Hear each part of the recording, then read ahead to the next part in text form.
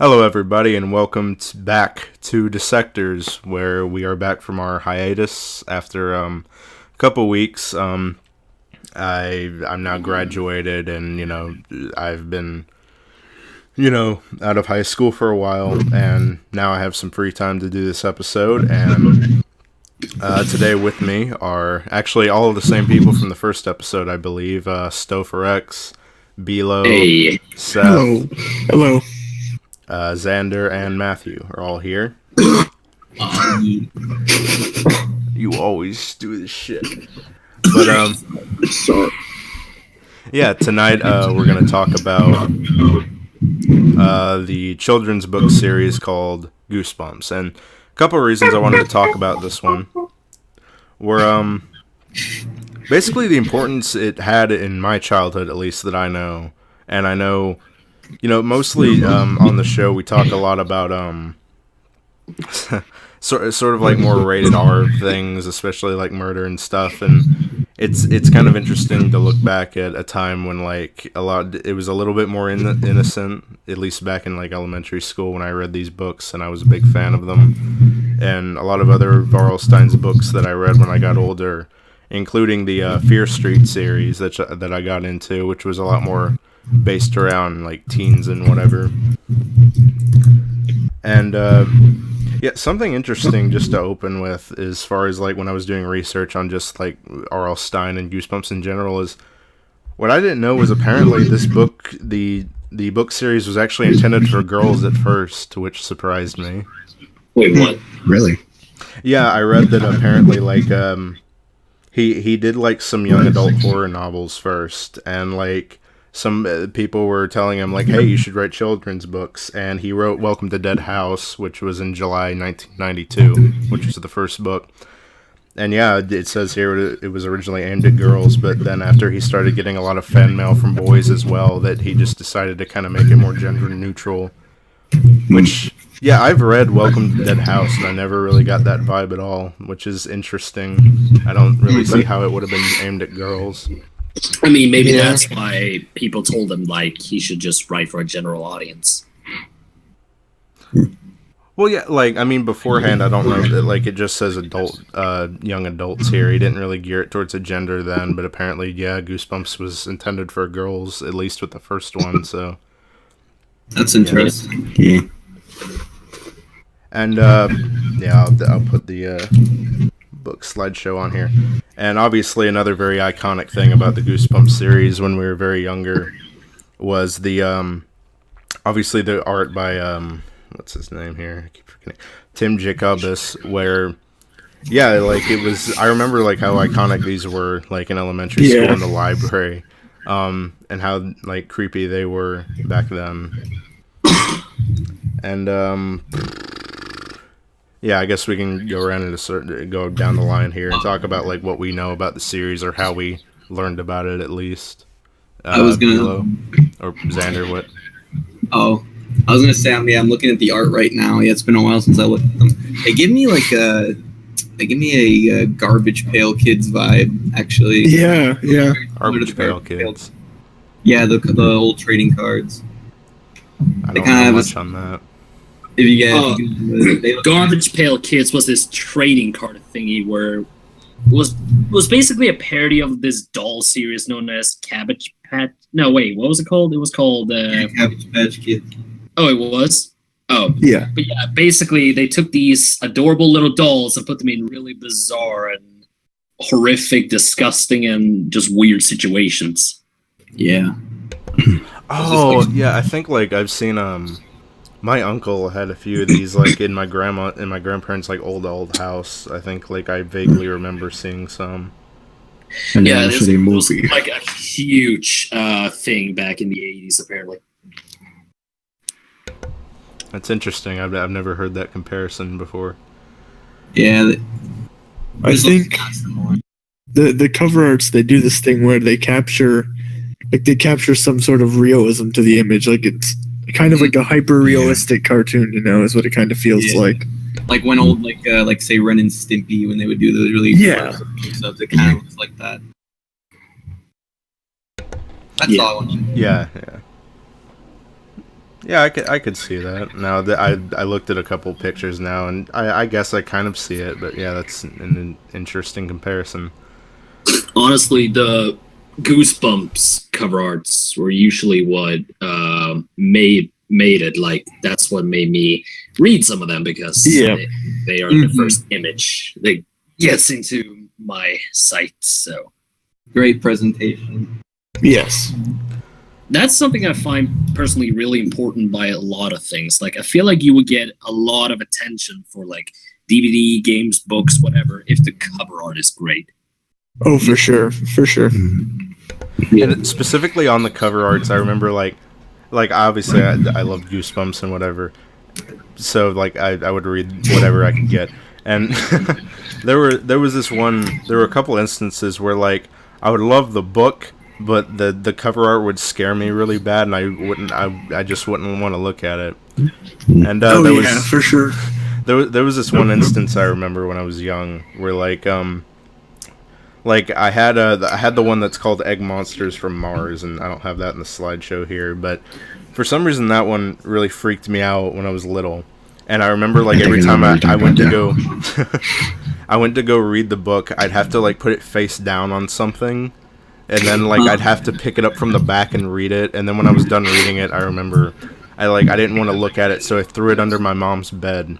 And then, like, I think I wanted to take a nap in her room or something, and I had my ear down to the mattress. And I somehow had convinced myself that I heard, like, thumping below the bed, and I freaked myself out, thinking that, like, I don't know, it had come out of the book or something. It's pretty spooky. God, like, you have no idea how many times, like, I accidentally made myself believe, like, something that I've seen or read on TV or in a book, like, yeah, suddenly it's real, it's hunting me down, and it's like out right outside my door, just waiting in the darkness for the perfect moment to strike me down. Actually, I can't really remember in that specific story if it was Egg Monsters from Mars or it came from beneath the sink. I'm starting to think it might have been the latter now that I think about it. But yeah, either way, it definitely, like, I enjoyed the stories, but the covers I didn't like very well when I was a kid, just because they scared me really bad. One Bumps book that kind of stood out for me, I don't know if I ever read this story, but I do know the cover art for me really caught my interest. I don't remember the title of the story, but basically, I guess it has something to do with a magic show, because on the cover art it has this really bizarre looking bunny. I know what you're talking about. Bad Hair Day, yeah. Bad Hair Day. That one was freaky. Is it good? It's a good story. Yeah. I don't think I ever got around to reading that one. Yeah, the one's kind of like at the tail end of the series I didn't read, except for like I read Monster Blood 4 because I was a big fan back then of all four of the Monster Blood books. And like before I had the internet, I just thought there was the first two. Or I think I'd read the first three and I actually didn't know there was a fourth one until like I read on the internet, and then I got my hands on it and read it, and it wasn't as good, but you know. Oh yeah, and then another story I have as far as like the scary artwork of this series is there was this one extra book he did that was full of basically short stories. It's called Tales to Give You Goosebumps. And it's basically this black, if you look it up, it's like this black book that says 30 tales to give you goosebumps, and it's got like this ghost on the front of it. That one scared me really bad too, and it was another one that I had to, like, if I read it, it would have to be face down on something, and then I'd open it from the back to my bookmark because I didn't want to look at the cover. So yeah, it was effective. Scaredy cat. Well, yeah, I guess so. Kind of makes you wonder what the reaction will be for most kids if they ever pick up a Stephen King book then. Oh, God. Well, Stephen King doesn't usually have, like, stuff like that on the front of his books, does he? It's just kind of like... No, Not from what I know now. I'm talking about the stories themselves. They'd probably be like, he's boring. Because, like, Goosebumps usually does, for most of the time, end with a happy ending somewhat, but Stephen King, however, is... A lot of kids grew up with it and terrified. Now, would I be right in saying some of the cover arts, I think I had, some of them were like a holographic sort of thing where the image changed a bit. I think a few of those, Goosebumps like they had special editions of the books or something. I think also Goosebumps 2000 might have had that gimmick. I don't know. I only remember reading one of them, and it was like something to do with ghouls. I can't remember. Okay. Yeah, that one was that's- Yeah, Goosebumps 2000, I think, like, was supposed to be advertised as, like, a little bit for older kids, but it wasn't, like, for Fear Street, like, teenagers or whatever. Right. Yeah, and I think it had that gimmick to it. I saw those holographic covers in my local library. Oh, yeah. Bumps. They're pretty cool. Yeah. But, yeah, I guess we can go down the line and talk about, like, how we were introduced to the books, or, like, how much we read when we were younger of them. Bilo, you want to start? Sure. So I've first heard, or at least saw, like, these books, like, in a bookshelf while I was, like, in, I don't know what grade, but it was, like, in elementary school. I decided to, like, pick one like off the shelf, and I didn't know which specific book it was, but I just started reading it, and I was like, I think Goosebumps was, like, the thing to, like, introduce me to, like the horror genre and, like, general. And then as I grew up, I started to, like, watch, like, scary movies that would eventually give me nightmares later. But I read one book, and I just decided to, like, go to the library and like, rent out, like, as much books that I can find. And I've been a pretty big fan of the series.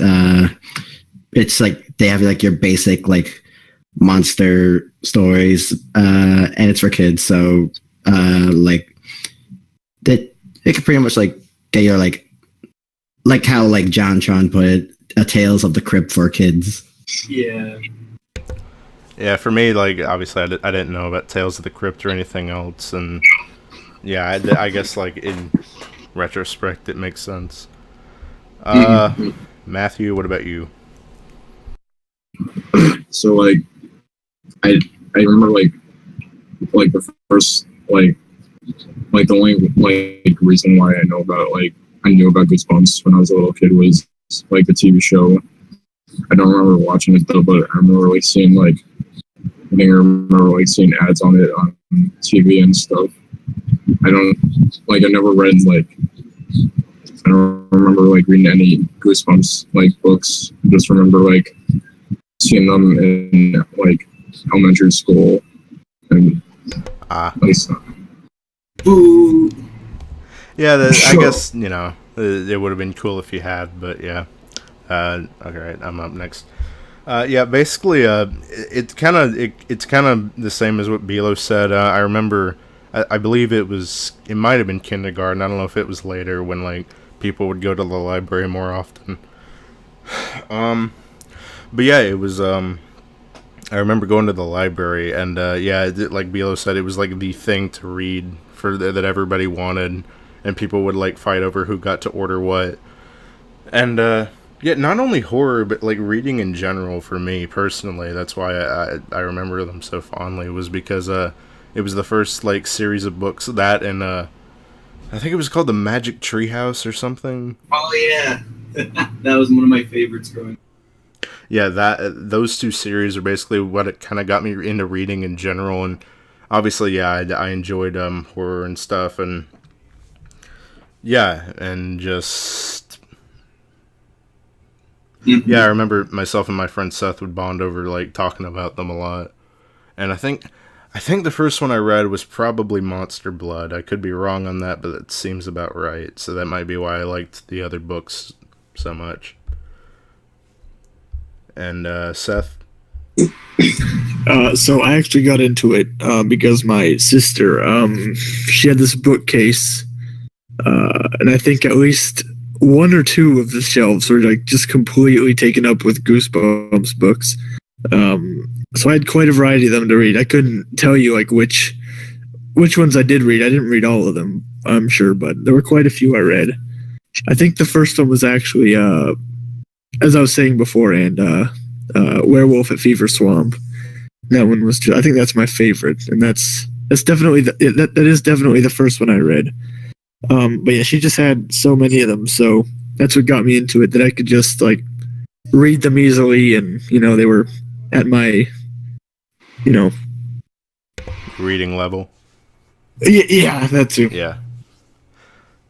Yeah, I've read that one eventually. I can't remember when I did, but yeah, I've read that. Stove. Right.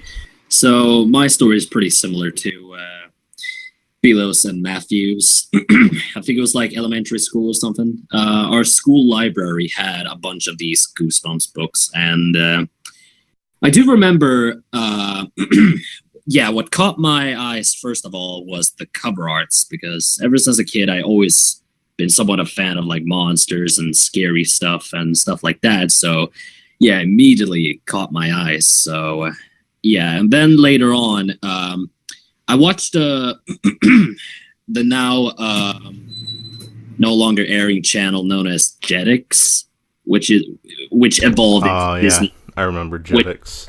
Which evolved into Disney XD. But on Jetix, they aired the Goosebumps TV show.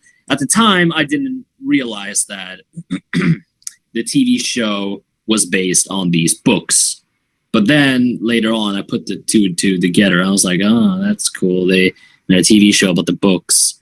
Like, I'm not sure if I read many of them, but I did read some of them, I think. And yeah, I looked up on Google right now, and here is one that I remember fondly. Not the story-wise, but I remember this book. It's called Deep Trouble.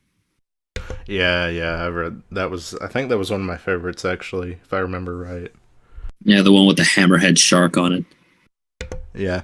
I guess also on that topic, as far as like cover arts go, yeah, that was also another theme that I noticed a lot with like some of the Goosebumps books that I kind of noticed was that the cover art sometimes really didn't have much to do with the story, especially that one. It was a little bit misleading, and I believe what was the other one? It was Shocker on Shock Street also didn't really have much, like if you were to read the books, if you read the book, it didn't really have much to do with the mantis at the cover. Right. Yeah. They did it for the views. Same thing did with the first Night of the Living Dummy. They actually mostly played on this, like on the cover, it has like Slappy, who would pretty much be like the star of the whole like series and all that. But the whole story in the first one specifically pretty much had this like other puppet called Mr. Wood, and Slappy never appears in it, and he was never possessed. Well, Slappy was never possessed, like he never came to life until like the very, very end, which is like the plot twist, like that he usually does for these stories. That actually leads to how I discovered Goosebumps. What? When I was in public school, people passed around the books, and one copy that I actually ended up getting was the Night of the Living Dead 1 and 2, and I read through them, and that's actually what led to me checking out Child's Play, because I started looking up online like different, like I was really young, obviously I was like 7, 6 or whatever, but I started looking up stuff, and Night of the Living Dummy is what got me interested in like doll killer type films. So yeah, and then I watched the TV version when I found out about YouTube, and they uploaded the Night of the Living Dummy, and I found that really interesting. I didn't read that many Goosebumps books, but I think the only other ones I might have read was Say Cheese and Die. I read Attack of the Mutant and Monster Blood. Yeah, those were the ones that I read, along with Night of the Living Dummy. By the way, I just stumbled upon another book I remember. It's called Vampire Breath. I vaguely remember that one, kind of. I think it has something to do with, like, I don't know. See, here's the thing, I guess, that I was going to segue into after we were done telling these stories, is, like, kind of the quality of the books themselves. Something I noticed about R.L. Stine, kind of, is that, from what I remember, he's good at writing a situation, an interesting situation that, will bring you in, but his protagonists really are just kind of, like, cookie cutter a little bit. Yeah. Like most of them. Also, sorry. was just gonna say. Also, like I said earlier with Stephen King, is that of course these books are aimed more for kids, but most of the time, from what I remember, most Goosebumps always ended with a happy note. So, yeah. A little bit. Like usually the kids would overcome the main threat, but there would be something like left over that like possibly could be seen as a little bit threatening, but it was left up to interpretation. Yeah. Yeah, that was the other thing I remember. It was that like most of the stories as far as protagonists go it would either involve a male or female. It was pretty evenly split from what I remember. Protagonist, and usually if they didn't have like a brother or sister their age, they would have like some friend that they were with. It was usually two people, and like one of them would have the annoying little sibling. It would either be that, or they would have like a group of friends with like the one annoying person in it that would be like the, sort of smaller villain or whatever. And yeah, that was pretty much the formula of most of the books as far as protagonists go, from what I remember. So yeah, he was pretty good at writing a situation that was interesting, but as far as characters go, he was just kind of eh. Which I guess, from a kid's book perspective, I guess maybe makes sense because, obviously they didn't come for the protagonist or whatever, so... Yeah, Goosebumps wasn't really designed to be really complex. No. Couldn't really have complex character development. But it's understandable. I mean, they're only like 100 plus pages long, so yeah, short. Yeah. I still remember they were like some of the hardest reads I did as a kid, believe it or not. I am not a book person. Yeah, I remember. I don't think it might not have been these books that I read first, because I remember there was another book I read in elementary school. It was called Bunnicula. And I remember every year, like, I was in, like, a little book club, I guess is what it was. I don't know. It was, like, there was only, like, 4 of us, and we'd meet with, like, a teacher. And every year, for some reason, we always just read Bunnicula. Like, we never expanded to anything else. I remember I was so sick of it. And I just, like... And then, like, I finally read Goosebumps, and I was like, okay, so this is what an entertaining horror book is like, finally. But Nicholas strikes again. Oh, no, I think we only read the first one, if that's the second one, I can't remember. Oh, I hate that rabbit's face just haunting the library, just always there, watching a rabbit tale of mystery. Wait, what book are we talking about right now? Bunnicula. What's that? It's like, from what I remember, it's like a story about like a dog and a cat, I think, or it might have been 2 dogs. I can't really remember. I should remember because I read it like 6 times. But yeah, it was basically like the owners bring home this rabbit that like I think was supposed to be like, they found out it was like a vampire, or it might not have. I don't really remember. I remember the story like confused me a lot, and I just got really bored of it. So yeah, it was just a little like side thing. Oh, I didn't even know it was a TV series now. Bunnicula? Yeah, they made it one for Cartoon Network on February. Oh yeah, that's what that vampire bunny. Yeah, it literally just came out. Wow, that's really weird. Yeah, I heard about that show where apparently the bunny is like a vampire bunny. Oh, it looks awful. Oh. Did the books justice. Yeah, speaking of like haunting things in the library, another thing I remember, and this is on the like cover art tangent thing that scared me. There was another book R.L. Stine wrote.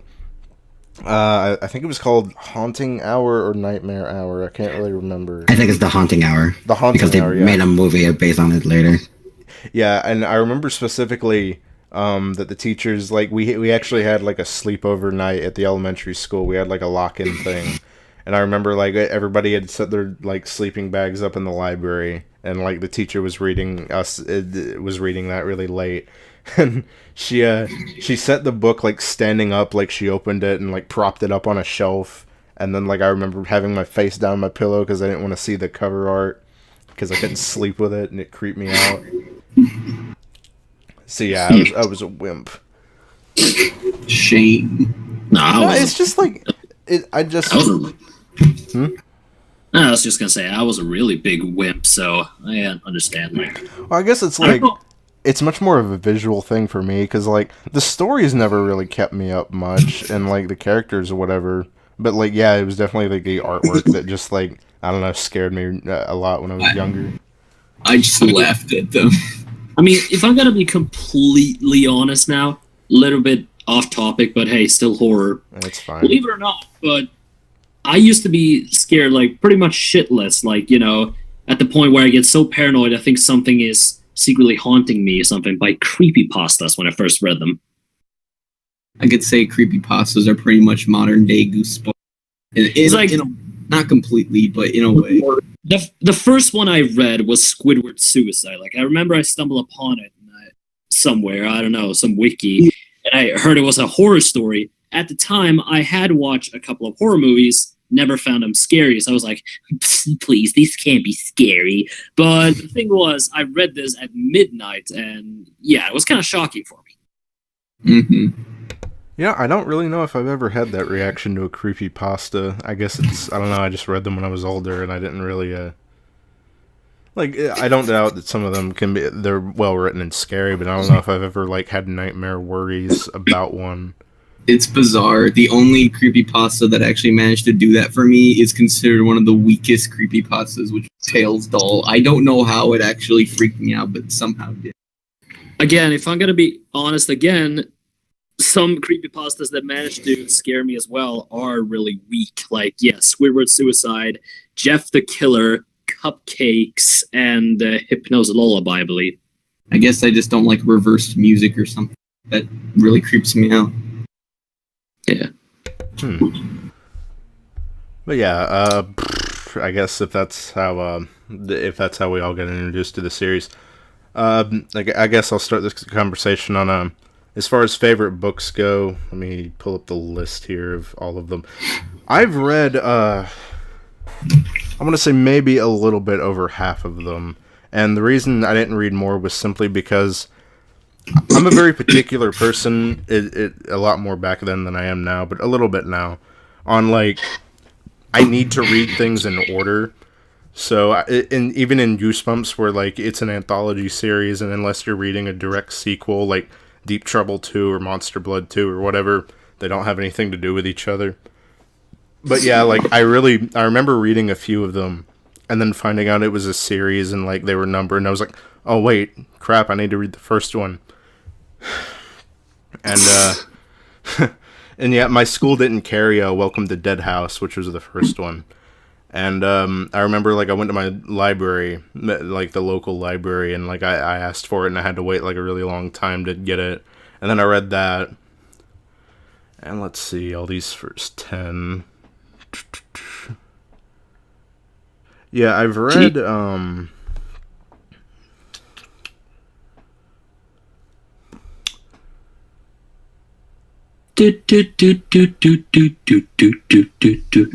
yeah, I'd say about maybe 3/4 of these of the original 62 books I've read.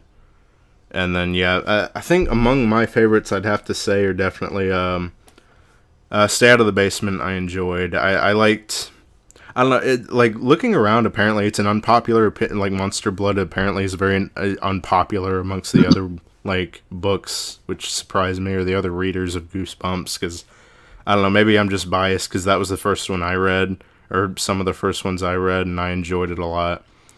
But, let's see. Let's Get Invisible. I really liked that one.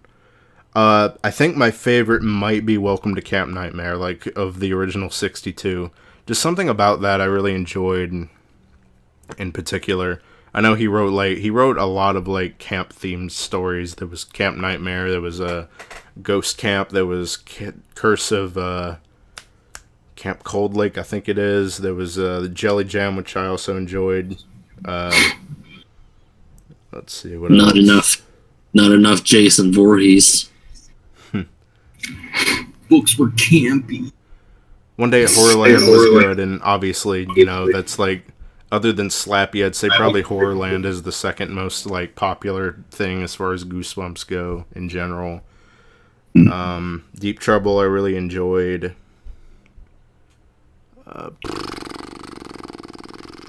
yeah, I think that's it as far as like highlights go. I think my least favorite was probably the one that was called Don't Scare Me. And the reason that is, and I looked around, apparently that's also like a lot of other people hate that one a lot. And the reason I remember really not liking that one was because all that really happens in it is there's this bratty girl and that's, you know, that's one of those books that has the circle of friends basically template that he had a lot in his books. And there was this one girl in the circle of friends that was like really like uptight and was like she would always brag about like how nothing could scare her. And all I remember is the entire book is basically like you know the false scare that's usually in books or movies and is dealing with horror, and then like, you know, it's usually like the brother or whatever. Don't Scare Me is basically an entire book of that where all the scares are faked and it's done by like the friends to try and scare her up until like the last part where like the mud monsters like are real or something and they deal with it in like a chapter, and it was just really, the whole book was just really boring and I didn't enjoy it. Yeah, that sounds weird. What, Xander? That just sounds like a big filler book. It was, yeah, actually that was the word I was trying to find. It was like probably the most filler Goosebumps out of all of them.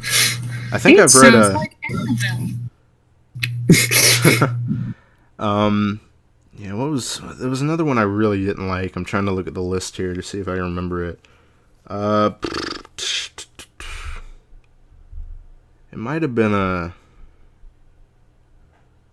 I think it might have been Beware the Snowman. I think that was also like very filler, and the twist didn't make any sense, and it was completely pulled out of nowhere.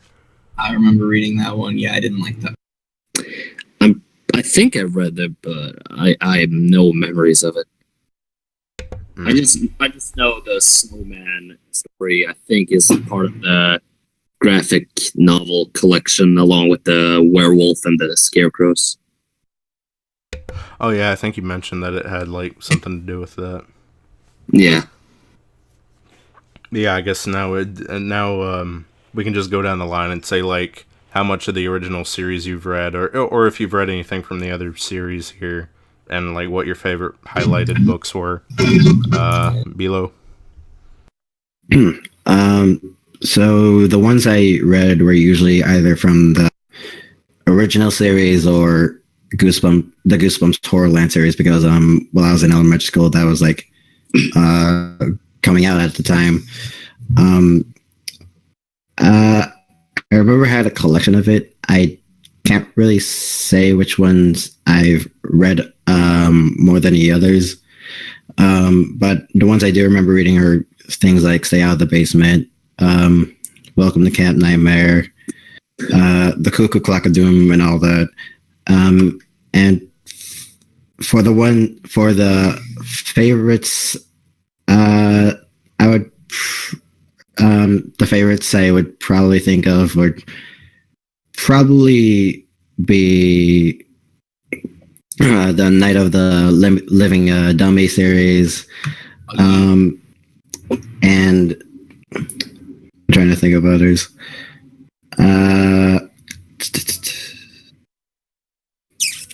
Trying to think.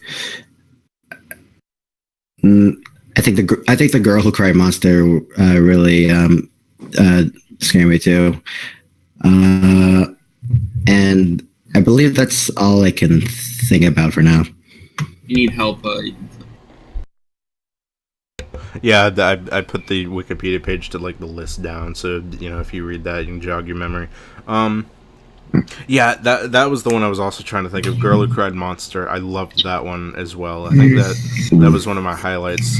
That actually, thinking back, that might be, yeah, the Mr. Mortman, like the descriptions of him actually like might have given me nightmares. I can't really remember, but if they didn't, they came the closest. Because yeah, that one was. I don't know, surprisingly, like thinking back to the plot of that one, not much happens in that either. It's basically just the main character sneaking into like the librarian's. You know, the library, and watching him transform, and then like she does that over and over a couple times until at the end it's revealed that like her family are monsters or something and they kill him. I didn't really understand that, but yeah. And then Matthew, you said you haven't really read any All right. I already went, so I guess that's Seth. Your favorites and how much you read. I think I've read probably about 20 of the original 62, was it? Yeah. I think I've read about 20 of them. Some of my favorites would have had to be The Haunted Mask for sure. As I said before, Werewolf of Fever Swamp. I liked both of the what is it? Is it Say Cheese and Die and then Say Cheese and Die again? Yeah. Those were good. It Came From Beneath.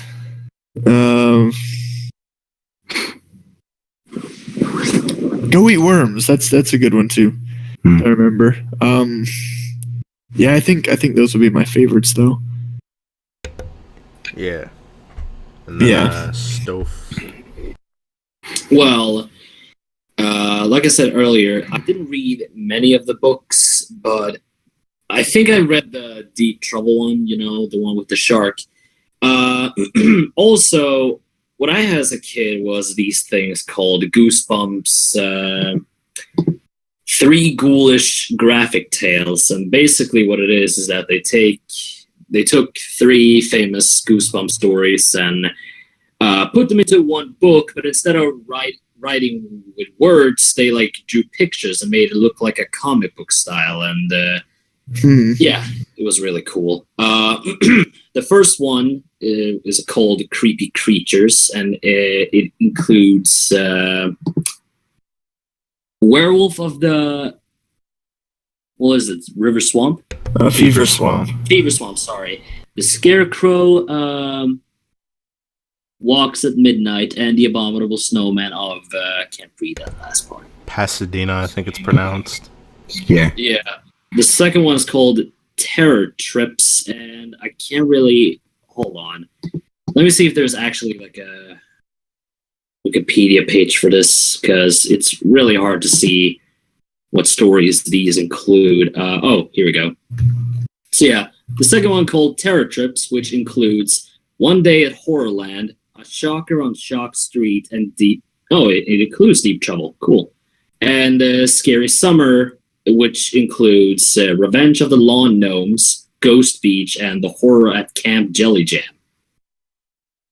Oh, and apparently there's a fourth one that came out in 2015, which includes The Shocker on Shock Street, The Werewolf Fever Swamp, Ghost Beach, and Night of the Living Dummy. Yeah, now that I'm looking at the cover, I believe I might have had this for a period of time, because I also looked up like pages on like Google Images of like what they looked like, what the comics looked like, and I vaguely remember I think I read them, so I must have either borrowed this from the library or I owned it at some period of time or something. But yeah, I do remember the Creepy Creatures one at least. I didn't know they made more than this, but yeah. I threw up the cover on the screen now. And, yeah. So, yeah, those are pretty much the ones I read, so. Xander?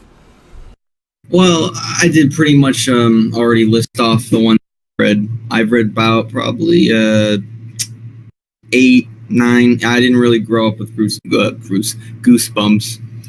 But the ones I did read, I read Night of the Living Dummy Part 1 and 2. I read the Monster Blood, not the rest of them, just the first one. Say Cheese and Die. I read It Came From, no, I think it was It Came From Beneath the Sea. I did the Snowman one. And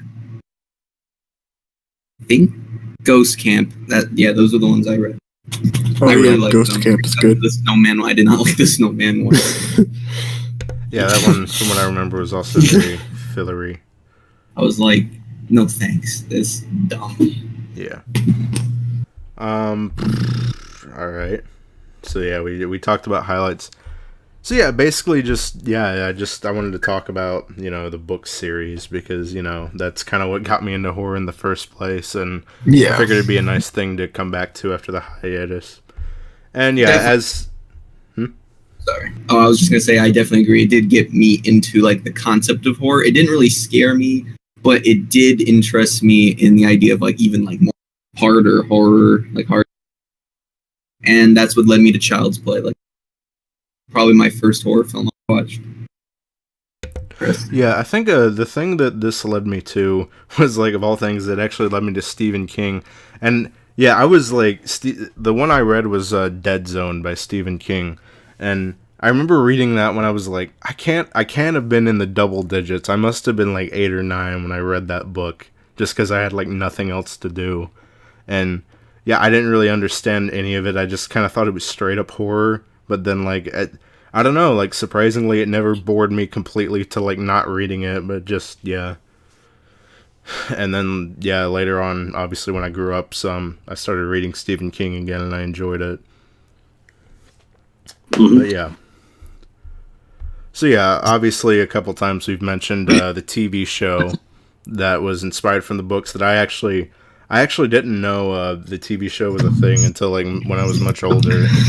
So, obviously I started on the books, and, you know, I found out about the TV show later, whereas, you know, I think some other people here mentioned they knew about the show first before the books. For me, it was weird because I had VHS tapes, which I guess were the TV show, but I'd always just thought that they were movies when I was younger, but actually until you guys were talking about it, I had no idea it was an actual show rather than, you know, just movies. Mm-hmm. Yeah, the episodes I've seen from what I remember was there was the one it had something to do with a board game or something, and it came from, like, Tales to Give You Goosebumps, so they adapted just, like, the short story into an episode. God, I've seen Camp Nightmare and Horrorland about 1 million times because they came together on one DVD, and my sister was really into Horrorland, at least when she wanted to watch it. I don't think she ever read the books, but yeah, when she was younger, like, and we'd go to our grandparents, that would pretty much, like, she would come in, put Horrorland on the DVD, and that would just be playing pretty much the whole weekend because she'd be watching it on repeat. So I've seen that over and over again. I've seen the one with the cat. I think there are a couple of those. It has something to do with, like, I don't know, I think, like, a cat scratch or something that, like, a girl runs over a cat and it comes back to life. I've seen that one. I think that's probably it. Yeah. You know, do any of you remember episodes you've specifically seen or what you know about? Well, like I said, after I read the book, Night of Living Dummy, I went to watch that many episodes. I probably... Is he cutting in and out for anyone else? Yeah. A bit. Wait, test. Yeah. Okay, I think I'm better now. Yeah, you're good. I was just saying, the first one I watched was Night of Living Dummy, and I didn't watch that many episodes because I don't think the TV show. I think I kind of knew at the time that the TV show wasn't that good because at the time I already watched, like, other horror things. I already watched other horror stuff like Child's Play and stuff like that. I was kind of already introduced to horror, but from what I watched, I think the one that actually creeped me out the most, it was this one. I don't remember the title. I don't remember. I just know it ends with this kid walking into this house, and he's, like, talking to his parents. Like, he thinks it's his parents, and the parents turn into a monster, and that's how it just cuts to the credits. I don't remember what it was. It was really freaky.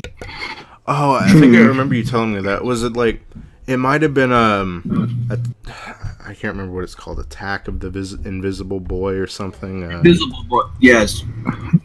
Yeah, that one. I remember that episode too. I can't remember what it came with, but yeah, I had the DVD for that one as well. And yeah, that one was just bizarre as well. Like, I think the story was a little bit creative on that one. I don't think I ever actually read the book. I just watched that episode. And yeah, that was kind of weird. I liked it though. Yeah. Like, I think, like, the only episodes I saw of the show were the episodes that John reviewed. Mm-hmm. Yeah. Yeah, John Chon's that was pretty funny because I think I'm trying to remember if I've seen any of the three. It was he looked at Ghost Beach, he looked at My Harriest Adventure, and Don't Go to Sleep. Yeah, never mind. I hadn't seen any of those three before he saw them. Yeah, like, I guess the reason I didn't like them when I was younger is, like, I didn't really have a concept of, like, if it was bad or not. What I didn't like was just, I didn't like any deviations from the original story at all, so that's why I didn't like them. And obviously it would make sense that they would have to anyway, because it's like you have to condense, like, even a short book like Goosebumps into, like, a episode, you know, that you'd have to cut some things, but yeah. Mm-hmm. For me personally, there are 3 episodes I personally remember. The cat one, like multi-mention. I remember there was this one scene where you see like the main protagonist sleeping in a bed.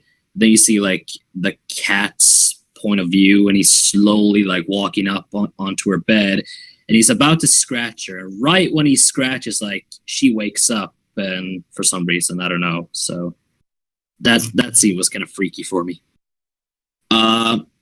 I also remember there was an episode with Slappy the Dummy. I think it was like his first appearance. It was the scene where like these people were leaving the room he was in, and he was like running after them, just about to attack them, but without knowing they left the room. And yeah, like they just left the room, and Slappy didn't attack them, but it was so close he would.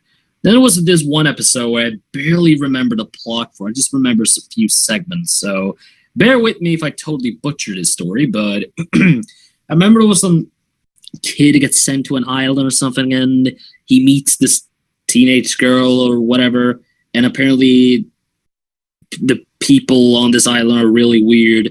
Then it turns out this girl is working for the weird people. It's her parents. Basically, the episode ends with somehow them being shrunk to like really small size, and this boy kept them in this little cage or whatever. Like, I have no idea what the episode was about. That was How I Got My Shrunken Head. I remember that episode, and I think it happens the same in the book. I can't remember, but yeah, I remember that one. Multi. You're cutting out a little bit. Oh shit! Yeah. I think my main mic got it. So let me just leave the chat real quick. Oh.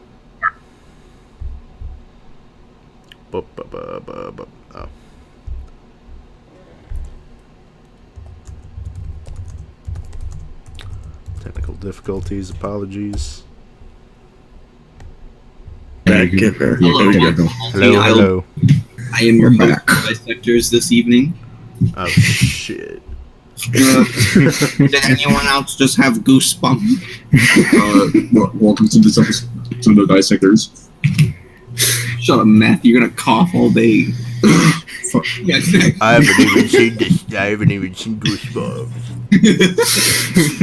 What kind of kid didn't read Goosebumps? What's wrong with you? Matthew was born in 2000.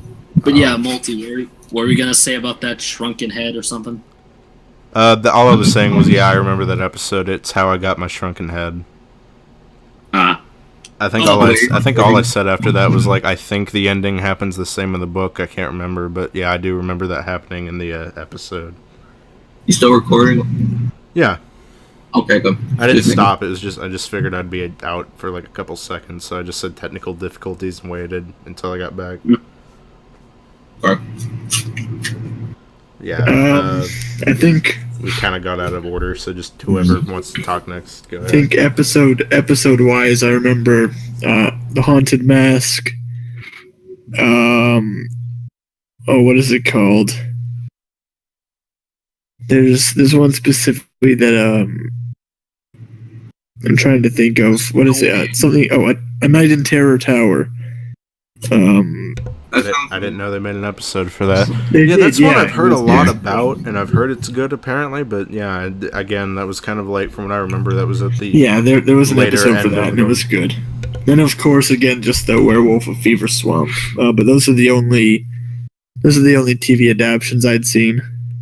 Wait, Multi, what did you say your favorite book was? Probably Camp Nightmare. Welcome to Camp Nightmare. Did you see the episode for that? I did. Yeah. Yeah. I think I ended up watching that. I don't know. I'm starting to get memories back. Which one did you watch? Like when I said like prepare for this episode, because I think you said you watched some. The Night in Terror Town, is that what it was called? Probably. Yeah, that's the one I watched. And I rewatched Night of the Living Dummy to get my memory back. It was just as corny as I remembered it. Yeah, I don't know, like, for being such a staple of the series, I've never really been, super invested in Slappy. Like, I guess it's creepy, but I've never really had puppet fear that bad, so it's just, I don't know, it didn't really scare me that much. I think it was less like a big fear of puppets. I think it was, for me at least, it was more of just interest in the concept of, like, inanimate things coming to life. Just that creepy, off-putting feeling of, oh, that should not be moving right now. That is very unnatural. That kind of feeling. And from what I remember, like, it seemed like all three of them kind of had the same plot also, which I guess is also why I didn't really enjoy them.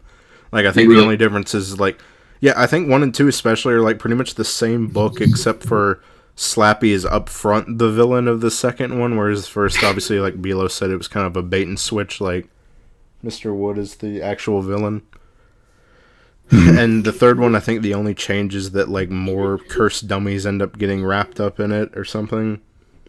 I think something that actually I really liked about the that story, if I remember correctly, because I think that this is what happens in the episode.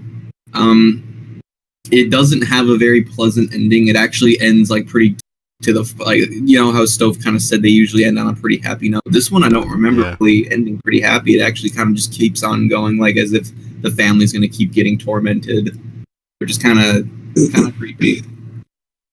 Huh. I haven't seen that episode, so I don't know. It was a very off-putting ending. But yeah. Is anyone else not seen it yet? I think so. I remember like the TV show being announced on. It was being aired on Cartoon Network, like many years, like I don't know how long, but it was like while I was still in elementary school too. And I remember watching like as much as I could, and I pretty much got invested, so I pretty much like tried to like find any episode I can.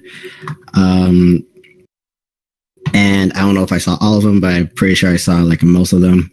The Night of the Living Dummy ones were usually the ones that like I usually be most memorable about, because again, Slappy is like one of the like a huge icon in the Goosebumps series.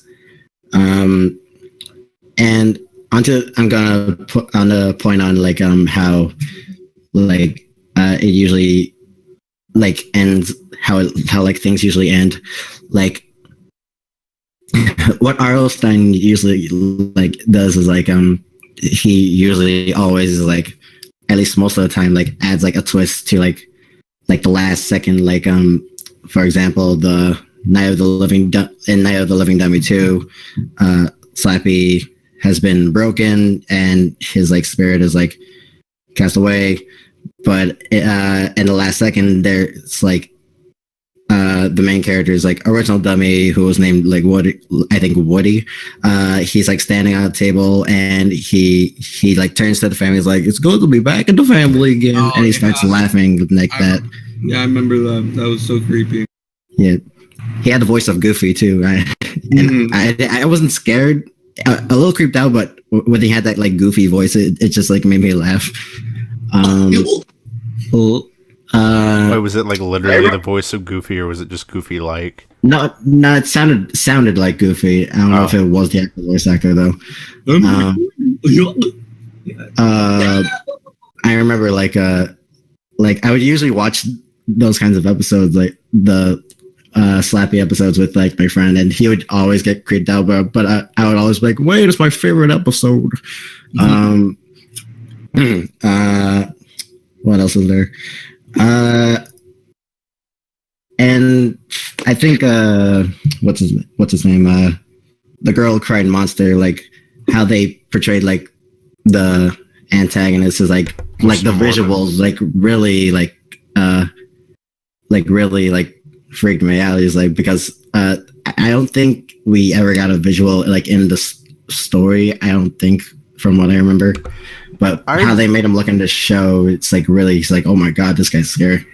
Yeah, I remember they did describe him, because I don't remember exactly how they described him, but I remember, yeah, they did, and I had an image in my head for what it was supposed to look like, and that was another thing that Goosebumps really helped me with, was like, internal visualization of stories. I became like really good at that reading these books.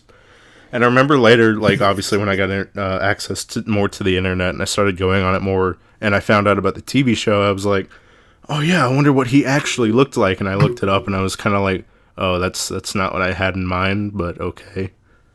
But yeah. And another thing is like when they did the Night of the Living Dummy series, they only did like Night of the Living Dummy 2, 3, and Bride of the Living Dummy. There's no like first one. And I was like on my computer, I was like, where the hell is the first one? Like they started off with the second one, because I think they probably did it because Slappy wasn't in like the first one for most of the time. But yeah, that was kind of weird. And also the Haunted Mask 1 and 2, I also remember pretty well.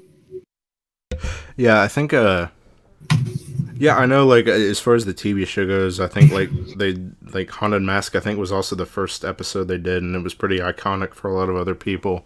I never got around to watching that one. But yeah, I enjoyed the Haunted Mask when I read it. I don't think I ever read the sequel, though, as far as, the book goes. And, yeah. Should we move on to the movie? Sure, if nobody else has anything. Oh yeah, I do have one thing to say with the TV show. Like I said, like, I was kind of half and half on the show myself, because I was kind of like, I was a big stickler for what I had envisioned in my head when I read the books, and I felt like sometimes the show ruined that, because I kind of took the show as canon on what things looked like, so it ruined that a little bit. There was one thing that scared me, though, really bad about it, and it wasn't really... Weirdly enough, it wasn't really anything in any particular episode. It was more it's the entrance of the intro to the show, where like you have like the guy standing on top of the cliff and the briefcase opens. There was one part of that scared me really bad, and it was somewhat similar to what I was talking about earlier with like the ghost on the front of like Tales to Give You Goosebumps, where like every time it came on screen, I would have to like hold my hand up to the TV screen so I wouldn't see it, because I don't know why it scared me really bad. It was the dog, like when the G floats over the dog and the eyes go green. That, I don't know why, that just really got to me when I was little. I couldn't stand that. I will say the theme song is catchy though. Yeah. But yeah, the dog with the eyes, like, ugh. Yeah. I think Goosebumps was actually what got me my fear of dogs. I don't have it now, but back then I used to be like scared of dogs, and when the dog's eyes are glowing there, I was like, ah.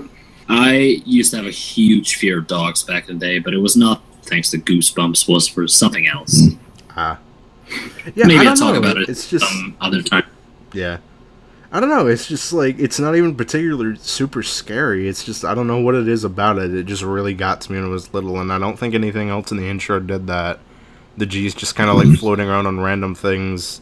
And then, yeah, I guess the dog and scared me really bad for some reason, so I couldn't watch the intro. Could be a Uncanny Valley thing. No, I gotcha. Maybe? I don't know. It can really get you. Like, it's not really scary you, but you like really concerned and nervous. I get that a lot from a lot of things. Maybe. But yeah, that was just my little side story about the show.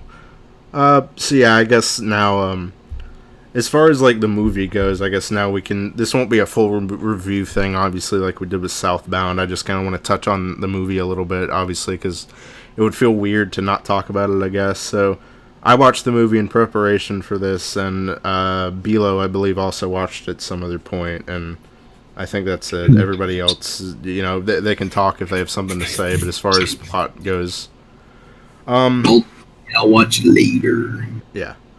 As far as recommendation, I do recommend it, because I remember I was watching it sort of with a mind of like thinking, okay, if I were reading this, would I think Goosebumps? And honestly, I kind of would. It keeps like sort of the same formula as far as protagonist goes. Like you've got, like, I don't know, I'm torn on this like half and half on like because the protagonist honestly is not very interesting. He's just kind of cookie cutter guy that's like, you know, whatever. But then on the other hand, I'm thinking like, well, you know, like I said earlier, Goosebumps protagonists have never really been the point of the story, so, you know, I don't, it probably wasn't intentional, but I guess it kind of fit to me. Could have been intentional. It could have been intentional. I don't know. I do think some things might have been, because obviously R.L. Stine, I believe, was pretty closely involved with it, so I'm sure there were many decisions that he was in charge of, so I don't know if that was intentional, but it might have been with him on board. I don't know. Jack Black as R.L. Stine, I thought was a bit weird. I guess R.L. Stine being in it in general was just kind of like, I would have never really thought about that, thinking about a Goosebumps movie. R.L. Stine is not fat. Yeah, I don't really get that. Like, I would never think Jack Black in R.L. Stine. No, But looks nothing like. That's like when we do bad casting. Yeah. oh yeah, at least they didn't get Phil. Yeah. I think it's the fact that Jack Black is usually known for playing such like silly, over the top like characters. But as R.L. Stine, I don't think he did a bad job per se. It's just like if you know who like Jack Black is, it's kind of like new, like when you're seeing him like taking seriously. It seemed like pretty good. It seemed like he cared about the role in the trailer. Like, I haven't seen it, but it looked pretty good. I mean, I checked it. It doesn't look a thing like him, but yeah. Yeah. As far as the plot goes, I do enjoy the movie as far as a Goosebumps iteration. I enjoyed the inclusion of Hannah, which was kind of surprising because I've also read The Ghost Next Door, and I remember that was like, that one in particular, it isn't really a horror book, it's more of like a feels book, sort of, and yeah, like Hannah's like one of the only protagonists that's like sort of memorable in the series, so I was surprised to see she got a main role in this, and yeah. There was one part that I really did enjoy that I think I don't know if it was on purpose, but I'm like 70% sure. And it's the part where like R.L. Stine and the kids are like, they're driving away from the school after like the monsters attack it. And they run into the mantis from Shocker on Shock Street. And at first, and like I mentioned earlier about Shocker on Shock Street, the thing about it is the book really has nothing to do with that mantis. It's about like robot kids in like a old amusement park, I think, that their father made, and at the end it's revealed that they're just test robots for it, and the father turns them off, and that's pretty much it. And so when I saw the mantis, I kind of thought to myself like, oh, well, I guess they didn't really do their research a lot because they didn't really write about the mantis. But then R.L. Stine, like, he stops the car and he's like, wait, I don't remember writing about a giant mantis. And I liked that a lot. I thought that was pretty funny. Pretty meta. Yeah. Funny. And what was the other point I really liked? I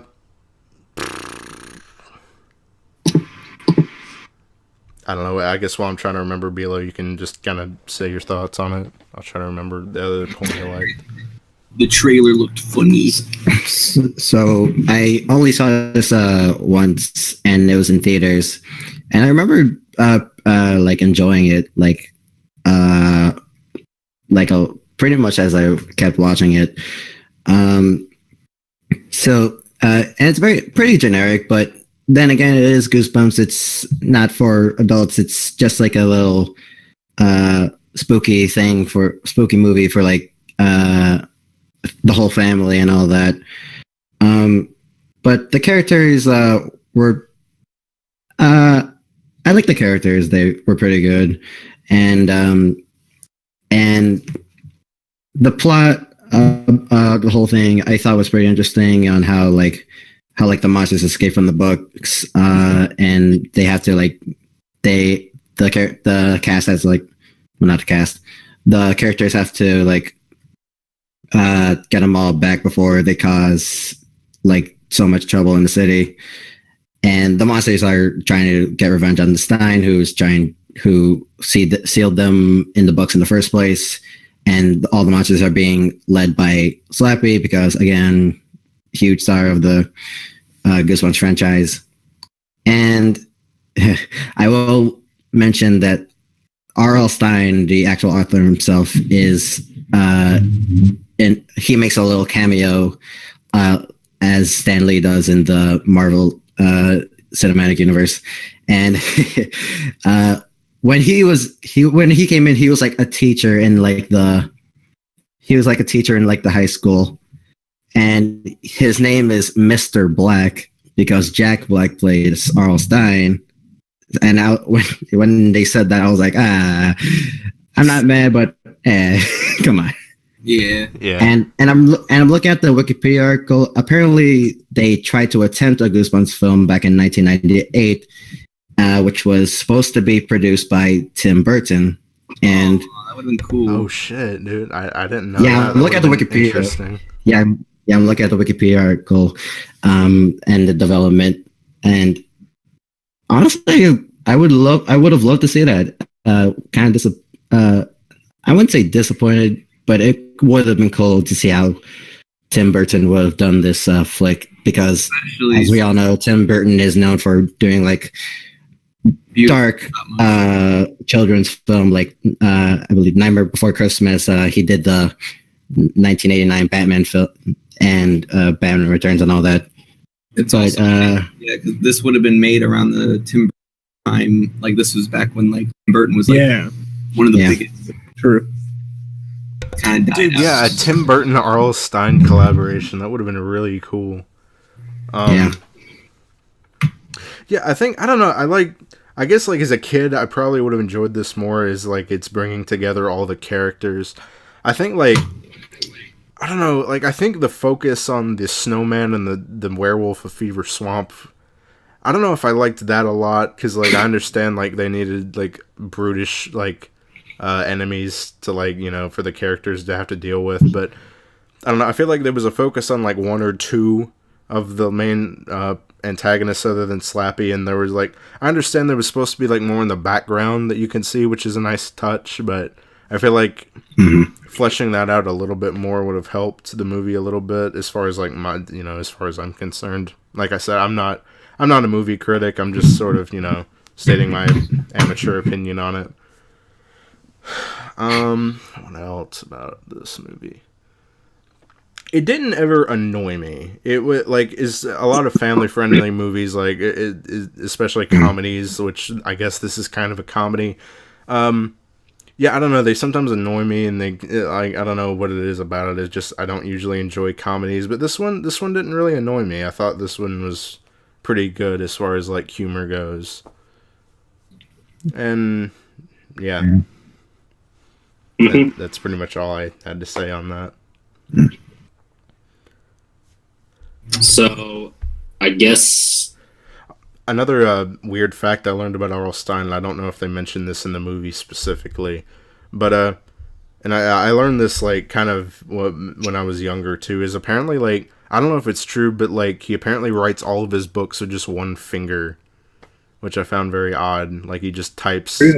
Lazy. That's interesting. That's not lazy. That would be hard. Like imagine like in a Skype chat, just one letter at a time. Oh, just these dummies old type. I can just imagine like him asking his kids like, "Where's the key button?" Where's the key button? Oral wine.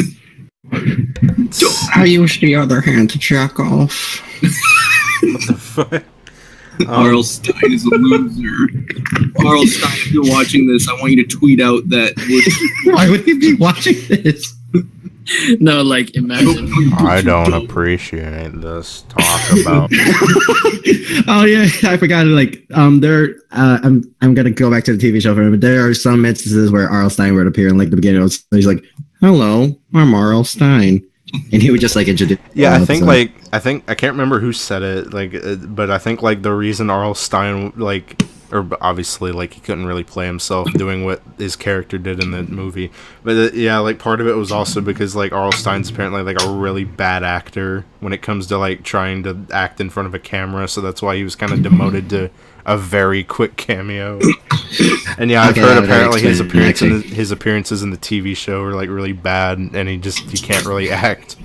They shoved me aside for some fatty. They don't even trust me. Goosebumps. What a loser. To continue, press the any key. He's also, I think, he's also the narrator for, like, the beginning of the shows, like, beware, beware, which surprised me, because that doesn't really sound like the rest of his voice. Yeah, I didn't recognize his voice. No. I didn't even know that was him. They use auto-tune. Yeah, I'll at R.L. Stine. Yeah, come check R.L. our Stine podcast. for, like, stupid. R.L. die. He is, like, how old is he? I think he's, like, 96. 60-something? 200. he's 73. Wow, I actually thought he was a little bit younger. I bet Stan Lee is his son. Well, R.L. Stine... Oh, apparently R.L. Stine is 73. Yeah, What he's That sounds 70. about right. I thought he was a little bit younger. I thought he was, like, in his 60s or something. I was That's what also I thought. surprised when, like, I also got access to the internet when I was younger. I was also surprised about, like, how apparently, like, all of the original series had been already released, like, before I was born, because it seems like, I don't know, I don't know why specifically, that just seems kind of odd to me. Like, I would have thought, like, it had been going on when I was young and reading them, but they had, like, all 62 of the originals had already ended before, in 1997. But yeah, I guess that's pretty much all on the itinerary, unless anyone else has something to say about R.L. Stine, his works, Goosebumps in general, just whatever. Not that I can think of. Alright. Well, yeah, like I said at the beginning of the show, I kind of wanted to, come back from the hiatus, talking about something a little bit different as far as, like, Right. well, not just being a current modern thing, just being something that specifically I enjoyed, and I know several other people here enjoyed when we were younger, and in my case, directly got me involved with horror and reading in general. And yeah, the only other, actually no, that I forgot the only other thing on the itinerary, just to kind of close on something fun. I found a fan fiction of Goosebumps, of all things Goosebumps, and apparently, it involves the abominable snowman and the wolf, and Abomination. It's really short. yeah, I picked a short one. I didn't want to dwell on one too long. But yeah, does anyone want to take this up, or should I read it? I can do it. Okay. Let's see, okay. Murder, executioner, Yeti, werewolf, shouted Slappy, a white dummy with a black tuxedo. Come here now! Then a clown, a executioner, a Yeti, and a werewolf entered the room. No Yes, comments, by the answered way. the executioner. Get me Stine, said Slappy angrily. Then a montage of monsters grabbing a bunch of spare parts and Professor Shock Good creating lord. a machine. There's no period, no comma, no nothing here. Yeah. Oh. Random capitalization. Shock creating a machine. They're done. Wrong. Shock said as he took off his Wrong. goggles. Shock. Okay, whatever. And also wrong there. Wait, did I say something wrong? No. No, you didn't. They type, like, they're done is supposed to be like, they are They done. are. Okay, I don't know if there. it's supposed to be like THER. No wait. I don't know. It's supposed to be. There's supposed to be like a comma or like the other way I think around. it's supposed to It's a be different pair. apostrophe, but yeah. I got it. Okay, I gotta. Before you continue, I just gotta say, why is almost every word got a capital? Yeah, I was saying random capitalization. Yeah. Shock said as he took off his goggles. What is this? Said Slappy, entering the room with the Yeti and the werewolf behind him. It is a machine destined to kidnap Stine. Then Kidnap Stine. Shock, Slappy, and the mummy hide behind a door, but the werewolf stands right there in front of it. But the Yeti jumps and tackles the werewolf as the machine's parts fall to the ground. Then the werewolf wakes up and sees the Yeti on top of him. You know what's funny? Yeah, that's You know what's funny? Okay. This has the 142 words. Goosebumps novel would have 142 You know what? It's- The only thing that gave me goosebumps about this was the grammatical issues. The cringe. Where did the mummy come from? I don't know. I couldn't keep up with anything that was going on. There was like, we made a machine to kidnap stuff. Like, I guess it's supposed to be a fanfic of the movie, but like, there's not even a fic here. There's no story. Just like People just walk into a room, a machine blows up, and then it wakes up. the Yeti Why was is on top of him. Like, that was the only. Like, is this supposed to be like an Yeti X Wolf thing, or what is this? Like, okay, hold on. Wait. The description says, after saving the werewolf from a explosion, the abominable snowman starts showing feelings for him. Oh, Hey, What, and like Slappy's just like there watching, and with Professor Shock is like, this is weird. You just Apparently. what? Thanks for making me look at this. I'm not gonna give this an A. I like how Given an I like how it describes Slappy as a white dummy with a black tuxedo. It was like, We why really had to point out his race. there's so many A's, like shouted Slappy, a white dummy with a black tuxedo, then a Ay. clown, Hey, Hey, that's pretty bad. Can I just say the person that wrote this fan fiction also wrote like another fan fiction where it's a crossover between it and The Loud House. Wait, what? Oh, the Loud House. What the hell? Yeah, that Nickelodeon show, which apparently is very good. Apparently, The It House. What a piece of sh. Let's see. Wait, how not much- Silent oh, House. that's like 3 chapters. Or no Silent thanks. House. when Lana is killed and Lincoln Lori let No, we're not. We're not reading another No. fan fiction. We don't have time. We're Also- done. The Loud movie. Final thoughts. Sucks. Yeah, I don't know. Well, not on that. That's horrible. I didn't even. There was no story there. My final thoughts on Goosebumps. The writers, dumb. So, Jeez. I like it. I don't know. It's not my favorite piece of, but it's nostalgic, and that, Yeah, I enjoyed it as a child. I guess if there's any takeaway, Mr. Stine, at least you got me interested in reading where Banicula couldn't. So there's that. You can take away that from this. wrecked. I don't know. Shit. Yeah. The fire has been shot. well, But yeah, if nobody else has anything else to say, I guess we can wrap it up here. leaving you with goosebumps. Did anyone else just have more goosebumps? Well, You're lagging. It didn't work. Noise. Oh, it was for me. It was lagging for me a little bit. He like faded out, but that was it. Carl Stine, fuck you. All right. Good night, everybody. Thanks for watching, and Bye. The show's canceled.